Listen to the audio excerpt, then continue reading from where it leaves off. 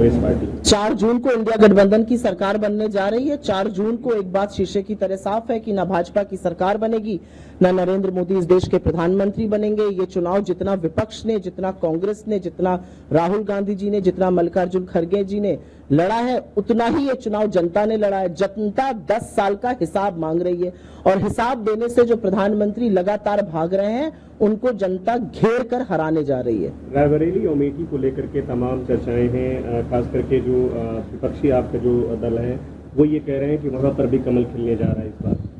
मुझे ये सुनकर हंसी आती है क्योंकि राहुल गांधी जी 5 लाख की मार्जिन से रायबरेली जीतने जा रहे हैं। उससे 1 वोट कम नहीं होगा, ज्यादा ही रहेगा, ये आपको मैं बता सकती हूँ। और अमेठी में भी इतिहास रचने जा रहे हैं क्योंकि हमारे कार्यकर्ता किशोरीलाल शर्मा जी एक जायंट किलर बनके अमेठी की प्रत्याशी को हराने जा रहे हैं। उनकी हताहट, उनका बौखलाहट, उनका हारने का डर, उनकी आशंका उनके वक्तव्यों में, उनके भाषणों में, उनकी ओछी तकरीरों में अब साफ नजर आ रही है।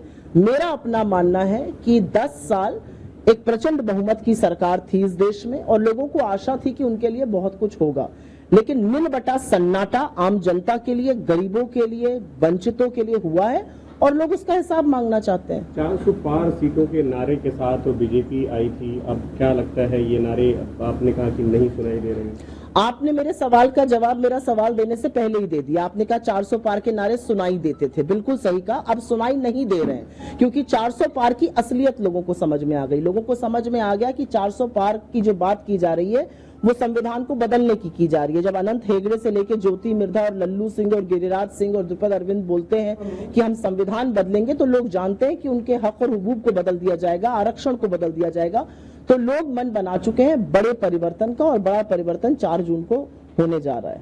गठबंधन कह रहा है कि भाजपा कह रहा है गठबंधन नफरत की राजनीति कर रहा है। भारतीय जनता पार्टी का और इस देश के प्रधानमंत्री का वजूद नफरत की राजनीति करने पर है।